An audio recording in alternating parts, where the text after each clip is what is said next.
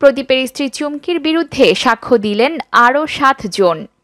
অবসরপ্রাপ্ত সেনা কর্মকর্তা মেজর সিনহা মোহাম্মদ রাশেদ খান হত্যা মামলার মৃত্যুদণ্ডপ্রাপ্ত আসামি সাবেক ওসি প্রদীপ কুমার দাসের স্ত্রী চুমকি কারণের বিরুদ্ধে আরও 7 জনের সাক্ষ্য গ্রহণ করেছে আদালত।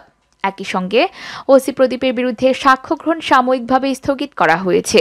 গতকাল এই আদেশ দেন চট্টগ্রাম বিভাগীয় বিশেষ জজ মুন্সি আব্দুল মজিদ।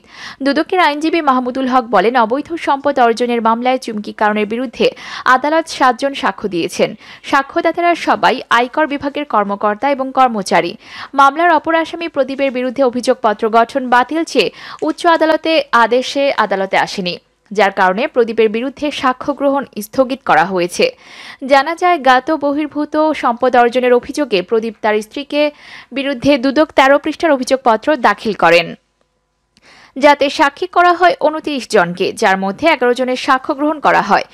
দুদক তদন্তে প্রদীপের বিরুদ্ধে 2,35,98,417 টাকার জ্ঞাত আয় বহির্ভূত সম্পদ অর্জন করে সেই সম্পদ স্ত্রীর নামে হস্তান্তর এবং স্থানান্তর পূর্বক মানি লন্ডারিংয়ের অভিযোগের তথ্য প্রমাণ উল্লেখ করা হয়।